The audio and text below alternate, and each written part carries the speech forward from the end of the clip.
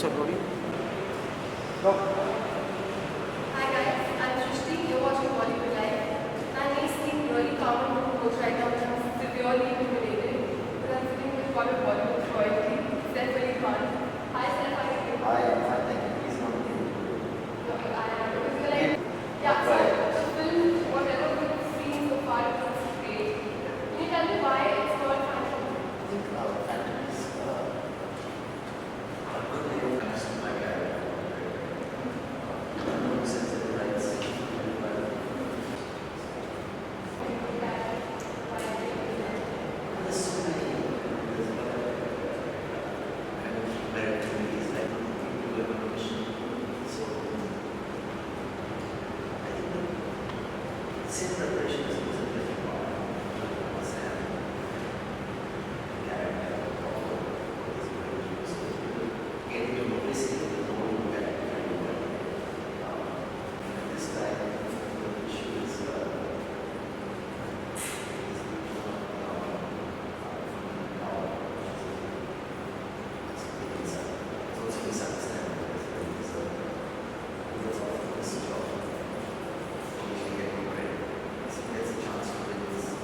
Respect back on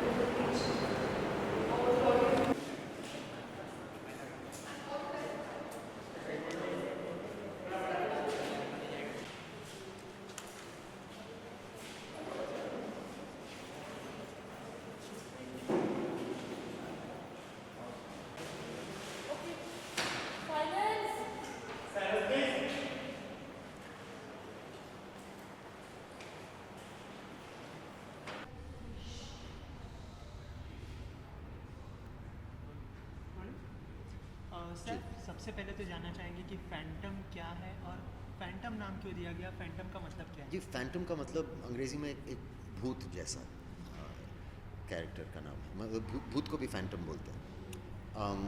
और इसलिए नाम रखा है क्योंकि ये जो मिशन पे हम जाते हैं, ये एक इतना ख़तरनाक मिशन है और इतना पैट्रियोटिक मिशन है, लेकिन उसकी क्रेडिट हमको कभी मिल नहीं सकती। तो किसी को कभी बता नहीं सकते कि कौन गया था, क्या हुआ था, और अगर पकड़े गए तो ये भी नहीं बोल सकते कि हम इंडियन गवर्नमेंट की तरफ से आए हैं, तो इसलिए नाम फैंटम रखा है। आपके किरदार के बारे में थोड़ा कुछ जानना चाहेंगे, किस तरह का किरदार निभाने वाला जी है? मेरे कैरेक्टर का नाम दनियाल ख़ान है। ये ज़्यादा स्ट्रेस नहीं किया कि वो एक इंडियन मुस्लिम है, लेकिन मुझे लगता है कि काफ़ी मायने रखता है। एक अंडर करंट सी बात है। कबीर खान भी एक इंडियन मुस्लिम है, मैं भी हूँ, साजिद नाडियाड वाले भी हैं। तो एक तरफ से हम चाहते थे कि इंडियन मुस्लिम्स भी पैट्रियोटिक फील करते हैं, तो ये एक आर्मी का कैप्टन है, और कुछ होता है, एक इंसिडेंट के बाद उसे आर्मी से निकाला जाता है क्योंकि वो उसको cowardice for being a coward उसको अक्यूज़ करते हैं और निकाल देते हैं आर्मी से। और वो कश्मीर में अकेला टूटा सा रह रहा है, बहुत डिप्रेस्ड है, उसकी फादर के साथ रिलेशनशिप्स ख़राब हैं, सबके साथ रिलेशनशिप्स ख़राब हैं। और रॉ में इस टाइम पे क्या 26/11 के बाद और काफ़ी टेररिस्ट अटैक्स के बाद एक आइडियलिस्टिक एनालिस्ट को लगता है कि हम सही तरह रिस्पॉन्ड नहीं कर रहे हैं। तो अगर हम भी एक ऐसे आदमी को एक मिशन पे भेजें जैसे वो हमारे ख़िलाफ़ भेजते हैं, तो क्या होगा? तो रॉ के डायरेक्टर बोलते हैं कि उसके लिए एक पागल आदमी ढूंढना पड़ेगा, जैसे ट्रेलर में उन्होंने कहा। तो वो इनके पास आते हैं और उसको एक चांस देते हैं, और ये हाँ कह देता है क्योंकि उसे अपने फादर को इम्प्रेस करने का एक मौका मिलता है, फिर से अपनी इज़्ज़त वापस पाने का एक मौका मिलता है। तो जिस हिसाब से वो मिशन पे जाता है और कैसे क्या करता है और सक्सेसफुल होता है या नहीं, इज़ द फिल्म। सिर्फ अगर कोई भी मूवी आप साइन करते हैं तो उसके लिए क्या थॉट प्रोसेस होता है, किस तरह की स्क्रिप्ट आप देखते हैं? क्योंकि फिल्म के हिट होने से या फ्लॉप होने, मतलब लास्ट जो फिल्म होती है वो हिट होने से या फ्लॉप होने से आपके थॉट प्रोसेस में कोई फ़र्क पड़ता है इसको लेकर? हाँ यार, कभी कभी एक ऐसी रोल्स होते हैं जो आपको लगता है कि मुझे ये तो करना है और ज़्यादा सोचना नहीं चाहिए कि चलेगी या नहीं चलेगी, लेकिन ज़्यादातर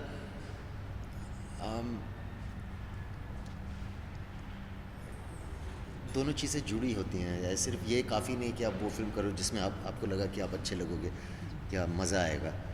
बॉक्स ऑफिस के बारे में भी सोचना ज़रूरी है। आपको पहले चॉकलेटी बॉय किरदार में देखा गया, फिर जी। जो है कॉमेडी रोमांटिक ऐसे वाले किरदार में देखा गया, तो एक्शन फिल्म जो पहली बार देखने वाले हैं, जैसे कि आपने बुलेट राजा में और एजेंट विनोद में किया था एक्शन, लेकिन हार्डकोर जो एक्शन होगा इस फिल्म में देखने मिलेगा, तो उसके लिए कितनी मेहनत करनी पड़ी? काफ़ी मेहनत करनी पड़ी, और जैसे आपने कहा बिल्कुल सही कहा आज। लेकिन कबीर खान जो डायरेक्टर हैं, वो एक अच्छे डायरेक्टर हैं, समझदार डायरेक्टर हैं, उनको लगा कि मैं कैरेक्टर को सूट करता हूँ, तो उस बात से भी मुझे काफ़ी कॉन्फिडेंस मिला कि मैं कर सकता हूँ। और उनका दाढ़ी बढ़ाओ, थोड़े और सीरियस लगते हो, जब शेव करते हो तो थोड़ा रोमांटिक हीरो लगते हो। अच्छा, कटरीना के साथ काफ़ी लंबे समय के बाद आने वाले हैं, तो उनके साथ काम करने का एक्सपीरियंस वो भी जब शेव करती हैं तो अच्छी लगती हैं। दाढ़ी उनको नहीं सूट करता। That's a joke.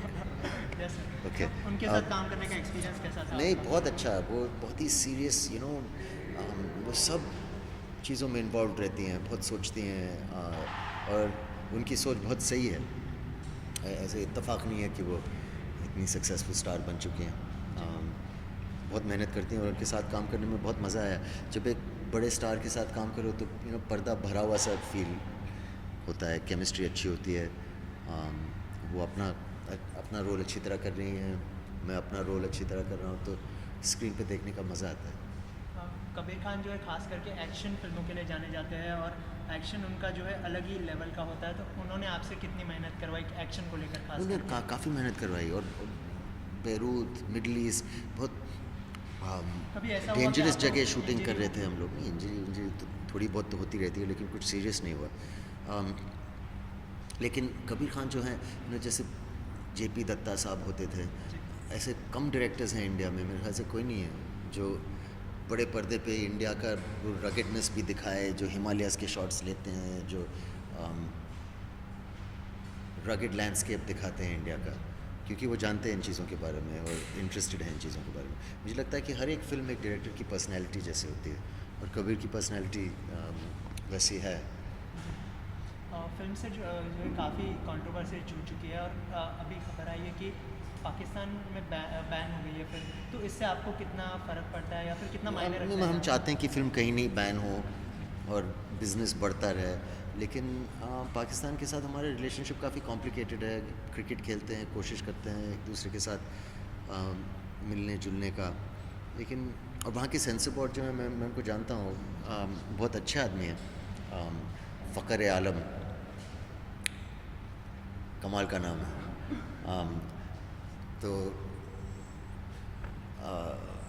वो भी चाहते हैं मेरे ख्याल से कि दोनों देश में दोस्ती हो और प्यार बढ़े, लेकिन इतना आसान भी नहीं है। उनके खुद के प्रॉब्लम्स होंगे, गवर्नमेंट प्रेशर होगा, उनके भी कुछ नियम होंगे। जो आप ISI और रॉ एक सेंटेंस में बोल दो तो ऑटोमेटिकली मुझे लगता है बैन हो जाती है फिल्म पाकिस्तान में।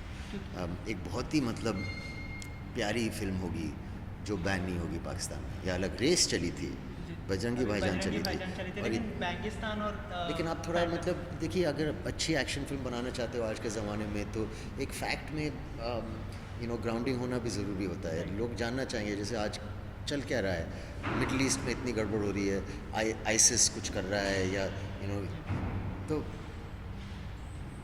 वो अगर मुझे एक फिल्म में ऐसा बैकग्राउंड देखने को मिला तो मुझे इंटरेस्ट रहेगा कि सीरिया में शूटिंग हो रही है। तो अगर हम अपनी बारे में बात करें एज इंडियंस, तो पाकिस्तान कहीं ना कहीं हमारा मेन दुश्मन है।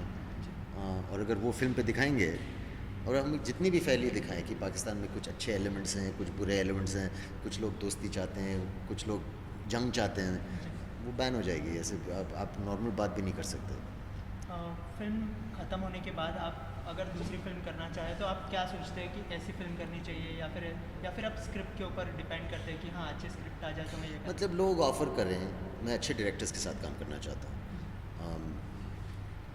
और डिपेंड करता है। एक ऑफ़र आती है, आप आप सुनो कहानी या स्क्रिप्ट पढ़ो और आपको लगे कि ये करनी चाहिए या नहीं करनी चाहिए।